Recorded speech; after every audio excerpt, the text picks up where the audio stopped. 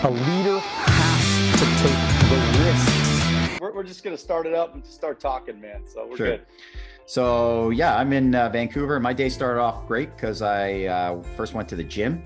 I always like start my day that way, and then I come home, have a little food, have a shower, get into the office. I came off a team meeting, so that was always exciting. Just really high energy with the team and keeping everybody excited. And we had came up with a couple cool new initiatives, which is always fun. And yeah, that's what it's all about. Just creating Cool, man. Well, cool stuff for the world. Well, thank you for coming on Wealth on the Beach podcast. I appreciate it. We've been doing our podcast for like 4 years now. So really excited bringing some of the most amazing minds in the world, and been reading up on you. Psychological safety expert. And I've never met a this is why I'm excited to have you on, because you're the first out of over 200 episodes. You're the first psychological safety expert that I've had on. So I'm really fired up to see what it's all about. And your career is has been focused on developing sustainable high performance leaders and teams. So you're a team builder, man. So we have a lot of entrepreneurs. We have a lot of people that are building teams that are listening right now, that are watching us on YouTube right now. And these people, they want to know how to build teams, man. So we're going to talk about teams. We're going to talk about leadership, stuff like that, because they're excited about that. And but you co-found Noomii.com, Noomii.com, the web's largest network of independent life coaches. So you're basically a life coach, and you teach other life coaches. Is that right? Not exactly. Oh, I've got a bad echo suddenly. Let me just turn down my volume. There, that's better. Apologize, Daniel.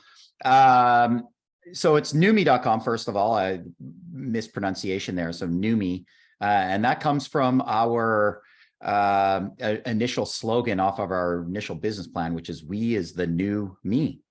And so we're all about teams and individuals working together to create something awesome. And I started as a coach. Absolutely. That's why I started the business in the first place. And to be honest, I haven't been doing a lot of one-on-one coaching, and instead doing a lot more training with teams of late.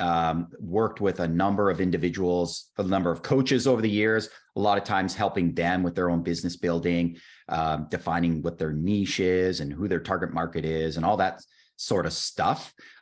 Doing much less of that now, and instead, as I said, focusing on the training. And the training that we are doing with coaches now is all around developing their interpersonal skills to sell more. Like, how do you come across when you're on that phone? And what we find with so many coaches, and I bet you it's probably true of a lot of entrepreneurs out there, especially those who maybe are a little bit more kind of heart-centered and want to do good in the world, it's hard to have that money conversation. It's hard to have that conversation where you're asking for money, asking for what you're worth.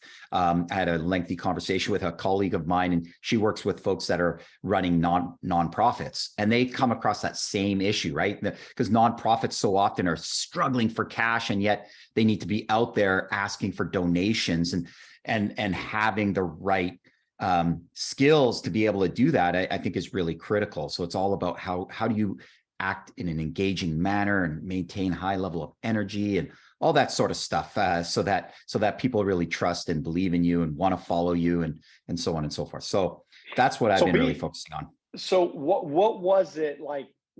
Tell me a little bit about your upbringing. What was it about your being young and growing up that got you to say, I want to be a life coach? I want to teach people. I want to motivate people. I want to build teams. What was it? Well, I guess starting out, I played a lot of team sports growing up, especially hockey, being a good Canadian boy. But I enjoyed the sport, but I mostly enjoyed the team. Like, I just love the team environment, always working with teams. So that's always been there. And I think most people can relate to that if you've been in team sports. Even I did things like track and field.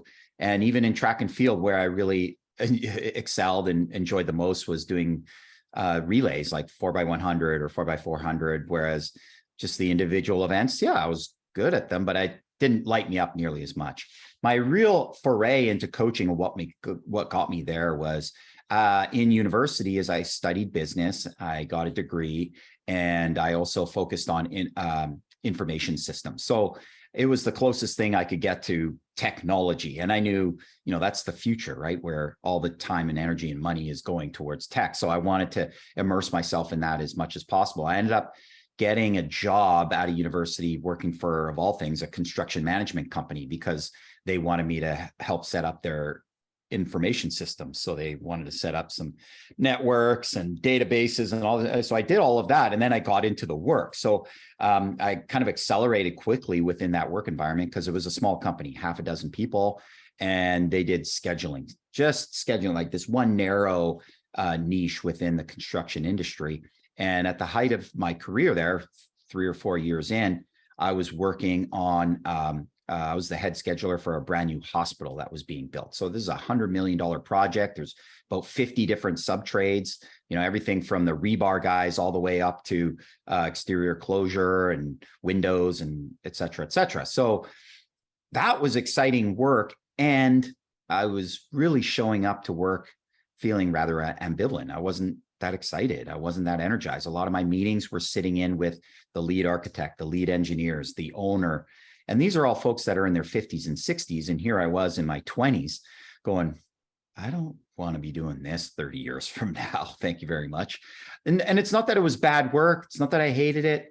It just, I felt like for the amount of responsibility I had, a sense of ambivalence was probably not the best feeling to have. So I was young, I had the flexibility. So I thought, well, I'm going to explore what else I can do with these skills that I've developed. And that's when I hired a career coach. And then when I got, so you started off by hiring. Yeah, exactly. Yeah. So you experienced it. And then from there, you ended up, oh, by the way, I love that mug. This is like, Ember is the best mug.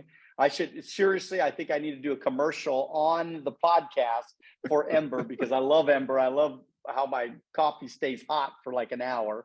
And I'm so missing it. I didn't bring it with me to Slovakia, and I'm so missing my mug right now. And they don't have them here. Literally, they don't have them here. So anyways, so you experienced a coach. You went to a coach. And why did you go to a coach? Was it just because you were like, all right, man, I need to explore some different things in my life? Or did you have problems, or was there issues, or what was it? Why did you go to a coach?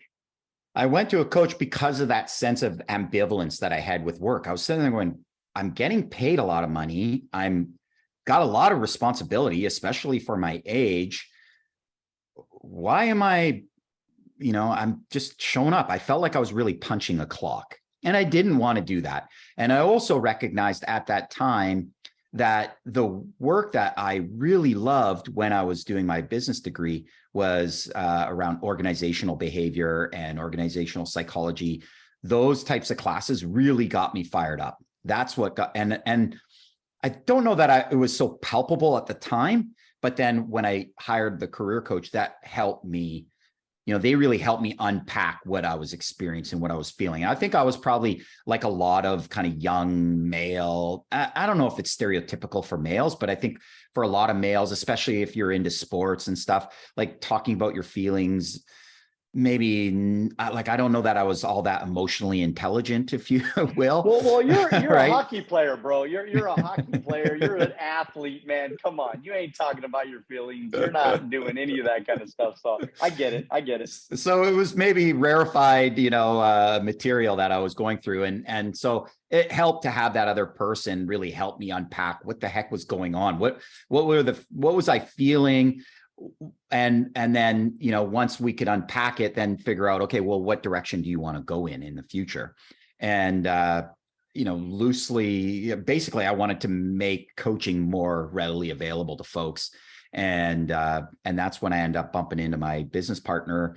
We were former roommates. We reconnected, and he was writing a business plan. He was just finishing his MBA. And we said, we got to do something with coaching, put it online. And that's when we started up Noomii.com. Yeah. Okay. So I want to kind of dive a little bit into that first coaching program that you went into. And do you remember, was there certain maybe subjects that they brought up that really got you to change directions, or was it like a moment, or was there a certain, something that happened where the light bulb went on? You're like, I hate this freaking job. I need to get out of here, do something else. What was it? How did they guide you? How did they do it? I can't remember exactly, Daniel. What I do remember, probably the greatest sort of feeling that came with it, and the greatest and most palpable memory was this new hospital that was being built was in Carson City, Nevada. So I was flying down there, and I'd spend a week there every single month. And I just remember feeling really lonely, getting on the airplane, staying in a hotel, showing up at the office. There's a bunch of recognizable faces there, but I wasn't really friends with anybody there. And so I just thought, this is not what I want for myself. So then working with the coach, I think one of the exercises I recall doing was identifying your gremlin, like that inner, that voice that tells you you're not good enough, you're not smart enough. And that was a really powerful exercise for me. And the little gremlin that we identified is one around indecision. So I think I'm really good at operating in environments that are where it's not really clear what's happening, and there's a lot of chaos. I'm okay with that. I'm really at my superpower there. And it's like a double-edged sword. So while I'm good in that environment, what that causes me to do is hesitate on making decisions. Sometimes I have to be really aware of that, because I'm constantly gathering new information and what are we going to do here, and adjusting, and that can lead me to indecision where I don't know what to do. And that's where I really felt like I felt just totally stuck in that ambivalence. Like, what do I do? What do I do? What do I do? And then when we identified that inner gremlin of mine, which is to waddle in indecision, it was like, okay, well, I just need to decide to move forward somehow, because moving forward with a half-baked plan is better than not moving forward at all and just staying stuck. And I think that's probably true for a lot of people that are in business. And so a business, the people that you're connecting with, are they a lot of small business owners, or are they just, regular people? They have jobs. I mean, who's your main audience? Like, who are you connecting with the most? Well, remember with our business, Noomii, I'm really kind of hands off now. Like the business kind of runs on its own. And so I'm not necessarily interacting with folks on a regular basis, but we do know that the typical prototype or archetype of individual that's coming to the site and seeking coaching. And predominantly it's people who want career help. It's people who are, for example, someone who's maybe 40, they've been an accountant for 15 years, and they're kind of at that stage where they're going, what's next? I don't know if this is the thing for me. How can I take these skills that I have and transfer them into some other position or some other company?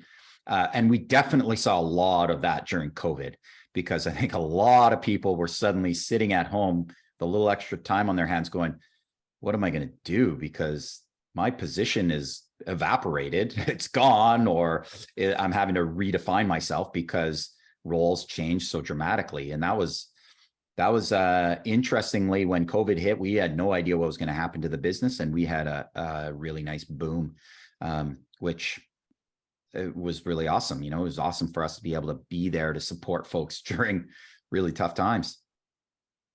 And so tell me, I introduced you as a psychological safety expert. What the heck is that? Yeah, good question. And we're starting to see it more and more in the media and so on. What is psychological safety? I'm going to give you two definitions, Daniel. So the first is more of a clinical one that maybe takes a little bit to wrap your head around. So it is a belief. So we're going to start there. It's a belief that within your work environment, you can speak up, say what's on your mind, even admit mistakes, And you can do all of that without the fear of reprimand, without the fear of some sort of social consequence. Now, I think there are definitely some work environments where if you speak up, you could maybe get fired. And that's a significant consequence. But I think most of the time, it's not that. Most of the time, it's much more subtle. It's like, maybe you can relate. So Daniel, when you were in grade 1 and the teacher's reading, maybe everyone's sitting on the floor, were you the kid at the back? Were you the kid at the front? Like where were you in that classroom? I was probably in the back in school. Yeah. And so if the teacher asks a question, I'm guessing there was a couple kids at the front going, oh, pick me. Sounds like that wasn't you. Now, why Nope. wouldn't you speak up if the teacher asks a question? Oh, well, I was a kid that I was never good in school. I hated school growing up. Now, after school, of course, my life changed. I mean, lots has changed. But when I look back at school, man, I hated school. So I always sat in the back. I never spoke up because I wasn't smart. I never thought of myself as a smart person. I never thought about of myself as an intelligent person. Even today, I tell people all the time, I don't have the highest IQ of everybody around me. Now, I have some other attributes that have helped me along the way, but I was never that person that spoke up in class. So that was me. Yeah. So what you're pointing to there, you said, I wasn't the smartest kid in the class. So I'm guessing there's your little voice inside your head was saying, don't say something, Daniel, because everyone's going to find out that you're not that smart. Absolutely. 100%. Right. When I went into business, when I first 21 years old, I went into business and I studied my ass off because I was so afraid that some 40-year-old guy was going to ask me something about finance or insurance that I didn't know, and I'd look like an idiot. So yeah, that was me. Yeah. So being able to speak up with that voice in the back of your head is what in the research they would talk about interpersonal risk taking. It's a risk for you to say, I have a question, or I'm not really sure how to solve this problem. Can you help me? That's a form of interpersonal risk taking. And in a psychologically safe work environment, that the perceived risk for taking that interpersonal leap is lower. Because you feel like in this work environment, I can admit that that I'm not so smart, or I can admit that I don't have a solution, or I can ask the quote unquote stupid question. You see?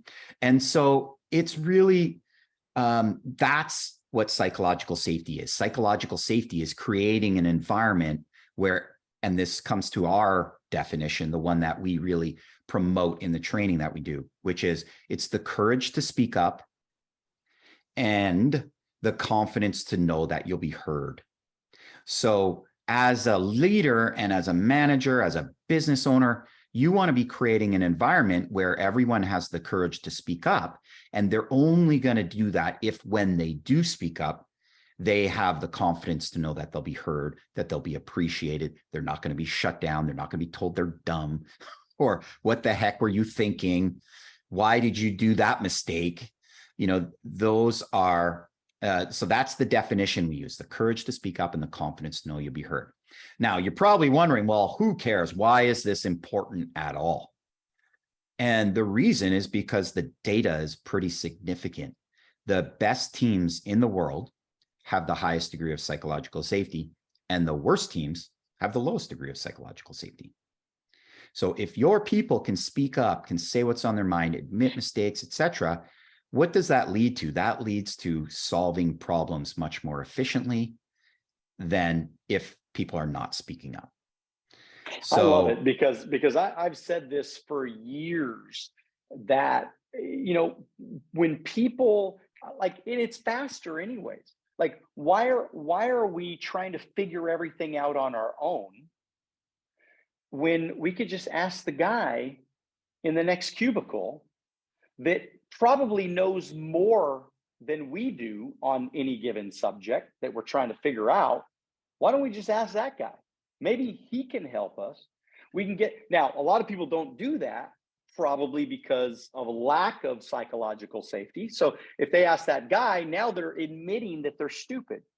And so I always said, well, why not just ask the guy and just figure it out? Ask a mentor, ask a coach, ask somebody that knows more than us so we can figure it out faster. We can make progress faster. We can win faster. Everybody makes more money faster. It just makes all the sense in the world to me. So what do you say about that? Am I close here? Or? Total, absolutely. And I would point to two things there, that what you're talking about. The first is being vulnerable.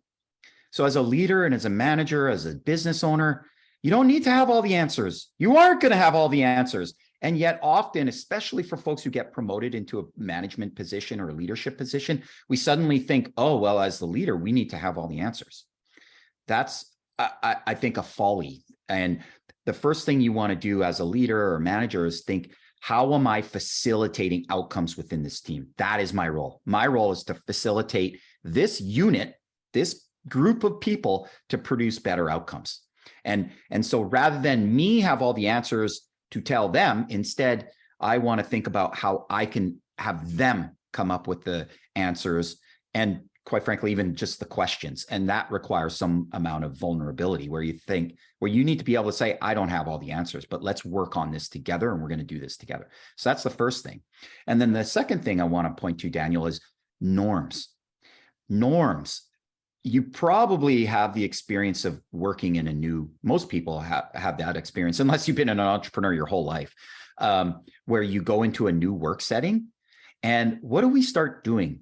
We start going, if I have a problem, who do I talk to? And how do I raise an issue like this? Who do I go and ask? And when can I go and ask them? Do I write an email? Do I put it on chat? Can I just walk to their desk and ask them, right? These are all really powerful norms that different work environments have. And even if they're not explicitly written down somewhere, they start to naturally form. And we as humans are really good at looking for those norms and following them. And they're super powerful. And so if no one in your work environment is going, oh man, I don't know how to do this, I'm going to go ask Sheila over there in the next cubicle. If that's not happening on a regular basis, guess what? No one's going to do that. So part of building a psychologically safe work environment is to create explicit norms around how we share information, how we can reach out to one another, how we're going to work together as a team, because those norms are really powerful. And that little voice in the back of our head that's saying, shut up, Daniel, you're not smart enough, is powerful, right? And if we let that little voice control our behavior, then we aren't going to share information. We aren't going to speak up. We aren't going to go, I think, why is the boss suggesting we do that? This seems like a terrible idea to me. You need to be able to say that. Yeah, I love what you're saying. I mean, I follow Ray Dalio. Do you know Ray Dalio? That rings a bell, but no. He is you should study him, because what you're talking about is very similar to what I've learned from him throughout the years that I've been following him. He's the #1 hedge fund manager in the history of the world, basically, or at least the United States. I know you're in Canada, but for the United States. And this guy has produced amazing returns. I think his hedge fund is Bridgewater. And but if you just type in Ray Dalio, Dalio, he wrote a book called Principles. And one of the things that he had talked about is the fact that the reason why his hedge fund, he believes, has been so incredibly successful is because they literally sit in a room and everybody has a little iPad, and they click on their iPad when they're listening to somebody talk about something. They click on, do they believe it? Do they not believe it? Do they think it's a good idea? Do they think it's a bad idea? And there's kind of like a feeling of everybody has to just speak their mind, and everybody gets a certain percentage of sounds good, doesn't sound very good, but everybody feels comfortable to speak up because everybody has to go through that, right? But they come up with the best ideas. Like, it's almost like what's that show, Who Wants to Be a Millionaire, when they ask the audience, and if you collectively ask the audience, Usually it's like 98% comes back and picks, B as the answer or whatever, versus them trying to figure it out on their own. The audience, I've never seen the audience be wrong before. The audience collectively is always right.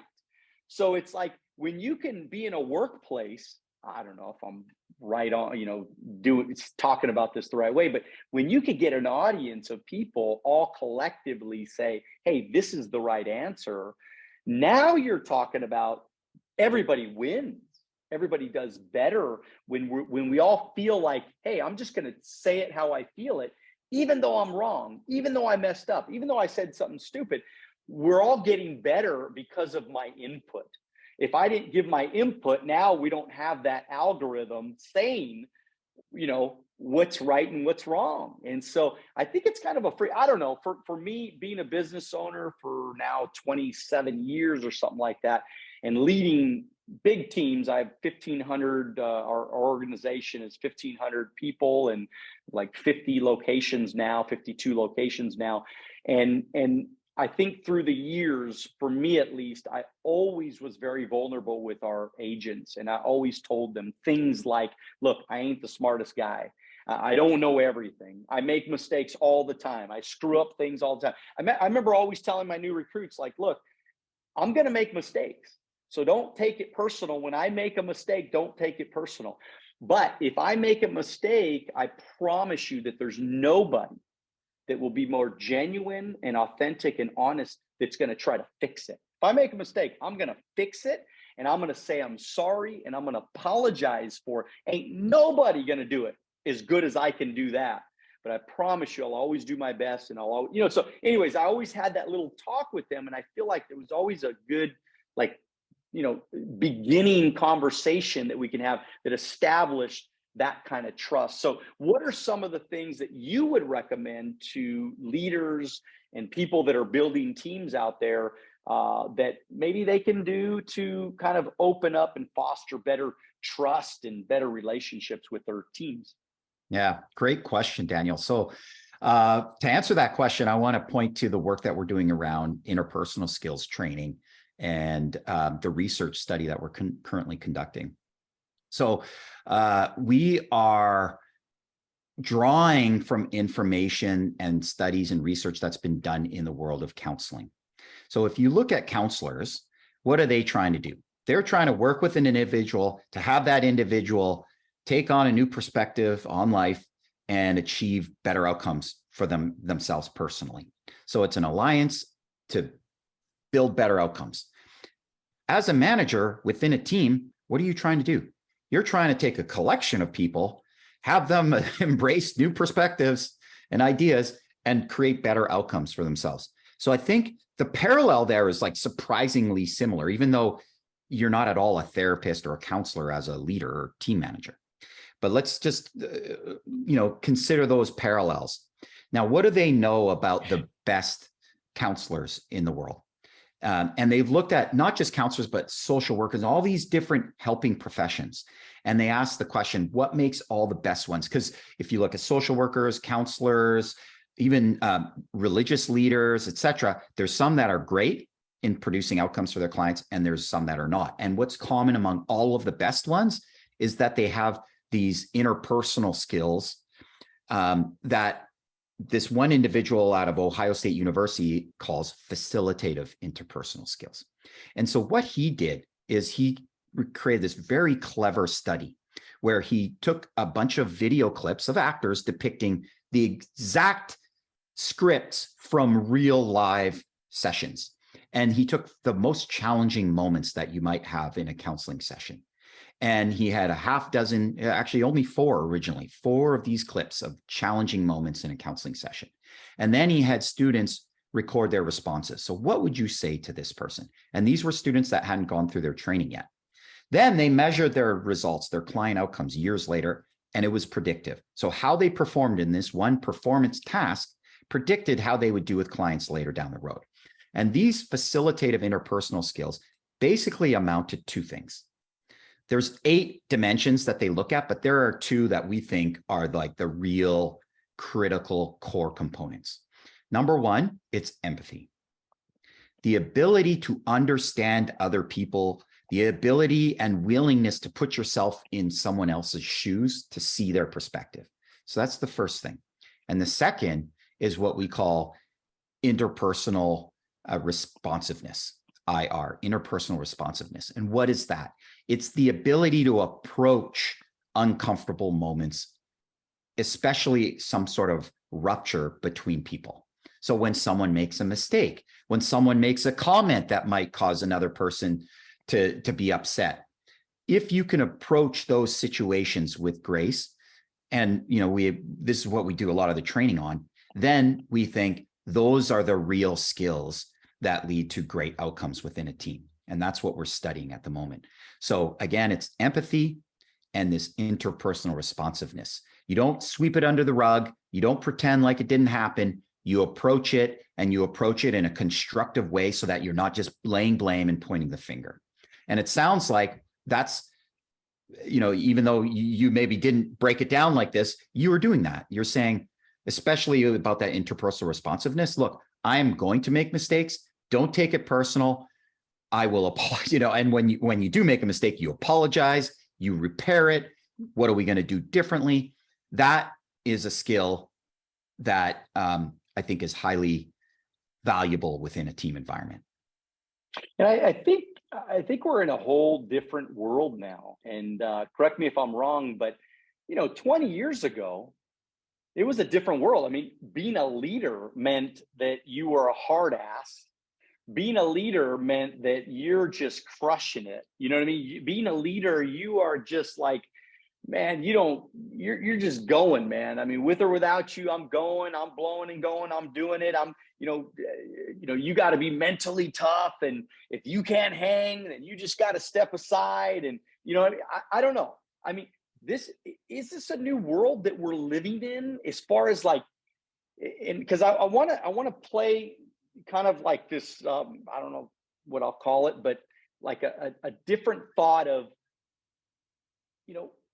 are we creating weak people? Are we creating people that, are victims? Or are we creating a bunch of people that take shit personal all the time? Or are we creating weak leaders by doing this? I'm just kind of being a devil's advocate type, just trying to, what do you think about that? I think that's a great question, and something that we want to very strongly consider. And my brief answer is no, I don't think so, because there's a difference between high performance, psychologically safe work environments versus ones where there's a lot of apathy, ones where we're holding hands and singing Kumbaya. So what I would argue, we might think of a low psychological safety environment as one where there's fighting or, people are not getting along. I don't think that's true. What we see is when there's low psychological safety, the pervading sentiment is one of politeness. We're all really polite. We're not upsetting one another.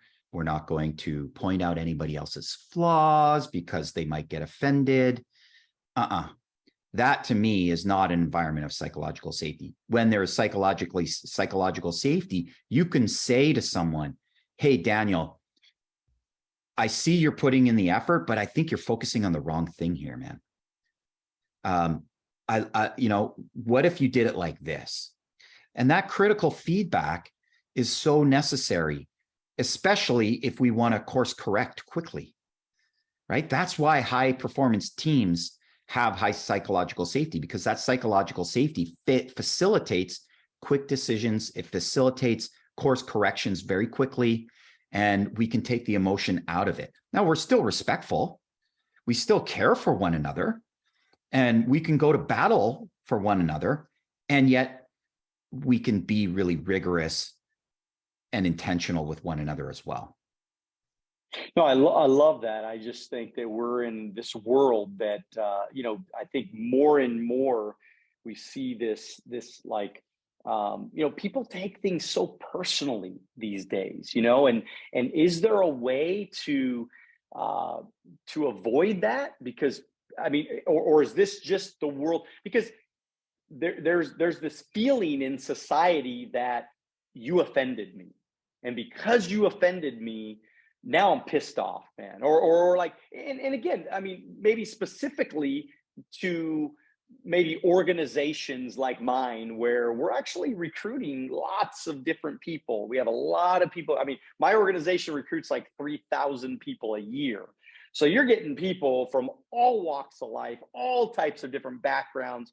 And I think one of the reasons why people leave an organization is because they, somebody said something they didn't like, or somebody made them mad, or they took something personally, or there was too tough of a leader, or maybe somebody didn't have the right empathy, or they didn't take care of a course correction quick enough, or whatever. And so how do we get past that when we're dealing with so many different types of people? And is it just a reality? Kind of, I'm thinking like, is it just a reality of today's world? We as leaders, we really gotta pivot, because I know a lot of leaders that they're listening to you and they're like, well, I ain't doing that, man. Screw them. If they can't hack it, if they can't hang, F them. You know what I mean? We're going. You know what I mean? I can't wait for them. You know what I mean? So I don't know. What's your thoughts? That's a great question. And I'm sure one that many people are thinking about, right? Like, are we becoming too fragile? Are we becoming too sensitive or something like that? I would try to answer it like this. And I think, first of all, like every situation is probably unique, and, you need to figure out what's the best situation for you and what you're facing. And I would try to resolve it this way. And I would say, okay, first of all, if someone gets offended by something I said, I want to damn well know about it. That's the first thing. Like, I want to know what is it that I said that offended you? And then secondly, I want to understand why, because I want to be able to avoid that in the future, provided that, of course, like, I think it's totally justified. And okay, I get it. So that's that empathy piece. Like, oh, help me understand why you were offended by that comment, because I didn't intend for it to be hurtful at all. And then you can have a discussion about it. Like, help me understand what offended you. And then if you can kind of meet that other person where they're at, then they can meet you where you're at. And I think we have to be conscious as leaders to create environments where everybody feels like they can show up and play and work hard. So, certainly things like, there's all kinds of, I think, gender issues that are arising, right? Males thinking they can talk about people with, oh, they don't have the balls or whatever. Like, that's like, dude, that's so like 2000, like, get with the times. We're not going to talk about our genitalia here. So that kind of thing. I think we have to be, I think it's on us to be respectful, to understand other people's perspectives. And if someone gets offended, I want to damn well know about it. And let's have a conversation about it, and let's seek understanding. That would be my approach. And so now, I mean, I'm glad you brought that up, because I mean, is this again, we're in a new world now where you can't say certain things now. Otherwise, man, people freak out, right? I mean, you can't say, because I remember always saying, man, we're this month, man, we're going balls to the wall, man. We're doing this thing. We're after it this month. We're going to go break some records, and we're going to go, have our best month ever, or whatever. And so, is this a new world that, some things we just have to accept that, there's certain things you just can't say? Are there other things that we should be kind of worried about or thinking about not saying, or not, bringing up in a work environment? I think it's for every leader and business owner to decide for themselves, right? What do you think should be off limits, and what words and sayings do you want to eliminate from the vernacular of the average person at your work? And the leader sets the tone. And so maybe you're going to make a compromise. You're like, you know what? I want to be able to say, let's go balls to the walls. And I know I'm going to offend people, but you know what? If you don't like it, you can leave. And maybe that's the way you want to run your business. Right. That's your choice. Yeah, absolutely.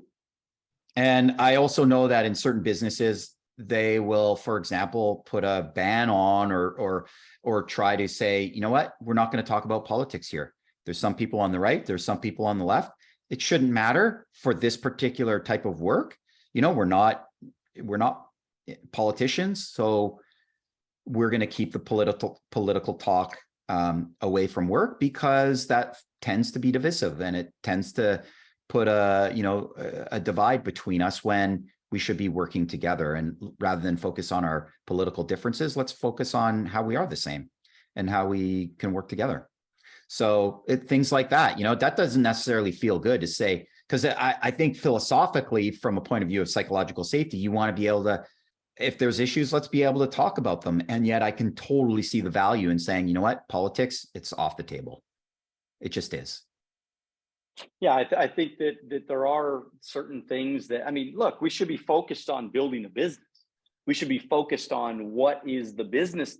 And I don't think it really, we need to bring in that kind of stuff. There's no reason to talk about politics at work. I mean, when you're at work, you should be focused on building that company and creating a successful environment of people that are positive and motivated and going in the right direction, in the same direction too. I just think that we're in a world where, man, it's like people get so offended so easily. People get so hurt so easily, and I think that sometimes these people, they cause a lot of problems too, because they're getting offended on so many different levels that you're like, well, wait a minute, they didn't mean to hurt your feelings, just because they said balls to the wall. I mean, relax here. I mean, they ain't talking about you, and you shouldn't have to worry about it, because somebody can go into a workplace and we used to always think about these type of people like they're like a cancer in your office, because we have all these different locations everywhere, all these different agents, and these people, some of them, they come in as like a cancer, and they literally try to destroy the fun. They try to destroy the commonality, they try to destroy the team feeling and vibe with complaining, whining, again, politics. You gotta say, what happens if I forget the pronoun, man? You know what I mean? It's like, we're in like a whole nother world. What if I call them by certain pronoun that I forgot or whatever? Like, how do I keep up with all that, man? I think we're getting some of it. We're getting too far. I don't know. What do you think? Yeah. I'd say that is a long and lengthy discussion. and one perspective I have on that is I'm a white male.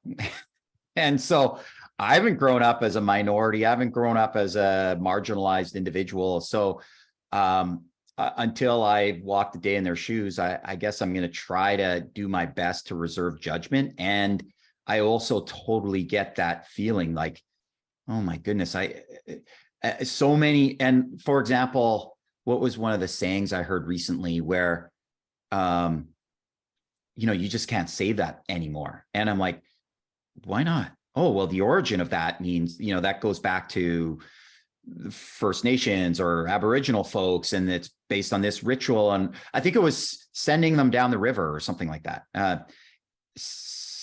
And like, I had no idea what that meant. And now I know. It's like, oh, it's because I think it was that slaves in the North were treated much more nicely than slaves in the South.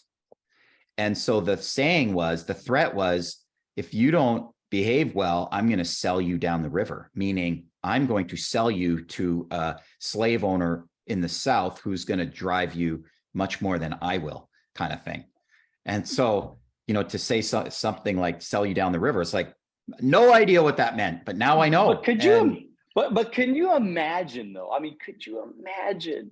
I mean, there are so many situations like that. I mean, imagine, the Kansas City Chiefs are contemplating changing their name when you go to literally, right? I mean, let's be, use some common sense here. If you go to an Indian tribe in Kansas City or, in Kansas somewhere and say, does that offend you? They all say, no, it doesn't offend me. We love the Kansas City Chiefs. It's the greatest thing ever. The only people that are getting offended are white people. Not even the Indians are not getting offended. It's the white people that have the problem because they feel bad, they feel guilty for being white, that they're saying we can't use that anymore. We can't use that saying. We can't say Chiefs, but the people that are in the, I mean, literally, I mean, we are getting to a whole nother world of it. And I know this is probably our next podcast, okay? But again, this is very interesting to me, especially talking to you, because I know how educated you are when it comes to psychology and workplace environments. And by the way, I've been an entrepreneur my whole life. So, I mean, I've only run companies. So I don't even, I mean, working in a 9-to-5 corporate setting is something that I've never really done. I've been an entrepreneur. So I'm the one setting the standards of everywhere that I've built businesses throughout all these years. But it almost seems crazy to me what's going on in corporate America. Like, I love the empathy. And I love what you said about interpersonal responsiveness and grace. And I love all that stuff, man. But when you're talking these far off people, like if you say, like, there's no way, if you said, send me down the river, like, and even if I'm like, you know, in that, I mean, I was never there. I was never a slave. I was never in that situation. Like, not even my grandparents weren't in that situation. And by the way, we all come from somewhere. So we all probably came from slaves at some point in our life, believe it or not. Even white people come from a lineage of somewhere. And by the way, there's still slaves going on in the world. So what I think is that as a culture, we got to have empathy. Absolutely.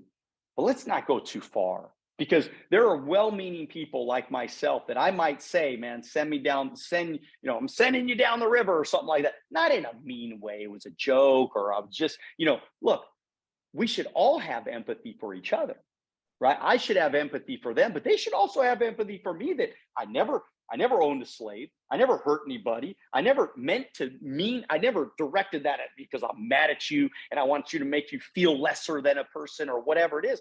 So I think it goes both ways, man. And I want to say that as a white male, you are a white male. You're a good person, man. You never had any slaves. Your grandparents probably never even had any slaves. And by the way, you're like just trying to do good in this world. So you should never feel guilty or not feeling like, well, I don't know what they went through. Come on, dude. You're a good person. You're an awesome guy. And anyway, so I probably said way too much, but I'm so excited that you came on today. If there's anything you'd like to add, please add it. And then also tell us where we can get a hold of you, man, because with your coaching program, there's no question in my mind that you're adding a lot of value to the world. Your programs are adding, because I know how important coaching, I've been a coach forever. I know how important coaching is, and just really, creating better work environments, how important that is to companies. And so maybe share some last thoughts and then tell us how we can get a hold of you. Yeah. Well, my final thought is around ultimately what we see all of our work potentially doing is building understanding. And in the case where one person's offended and you're saying it's maybe gone too far, and like the folks that are upset about the Chiefs is the white folks. And I think because often we don't go far enough to understand what the other person is going through. So how many people who are upset about the title Chiefs have went and had the conversations with the local tribes and the local Aboriginal community or First Nations community? Ultimately, I think that's one of our goals as a species, as a human species, is to seek better understanding for one another. And if you take that concept and apply it to a team, it's just about seeking understanding. I just want to be able to understand what's going on for you, and vice versa. The vice versa is really important, right? So that's my final thought. And I really think there's going to be more peace on the world when we can do that, when we can legitimately seek better understanding for one another. As far as seeking me out, if people want to connect with me, I'd love to connect with folks on LinkedIn. So find me on LinkedIn, search my name. I'm sure you'll share a link in the show notes, Daniel. And then the other thing is, the the starting point, we didn't really talk about this too much, but the starting point for anybody's journey into psychological safety. So if you're interested in psychological safety for your organization, your team, whatever it may be, is to start by measuring it. Because that which you can measure, you can change, right? If the folks out there are listening or have ever been, trying to count their calories or improve their lives by exercising more, just start counting and measuring what you're doing.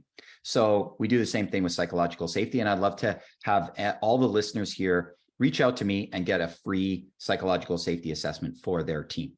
I'd be happy to do that. And you can find out information for that on zarango.com/free PSI. So ZARANGO.com/free PSI. PSI stands for Psychological Safety Index. So check it out. Please reach out. Don't hesitate. And we'll get the ball rolling for you. And the first step is to measure the psychological safety of your team. Take it from there. Fantastic, man. And as always, if you're listening or watching right now, check it out. Check out the websites. Follow him on Instagram. I know you're on Instagram and LinkedIn. I think you're on Instagram too. But check him out on Stephan on LinkedIn as well. And just reach out. Just say hello. Just say, hey, look, I heard you on Wealth on the Beach podcast with Daniel Alonzo, and just say hi. Just say thank you for the valuable content that you provided today. I appreciate all of you. And as always, continue to think bigger than ever. Get after it. But most importantly, do it now. God bless you. We'll see you at the top.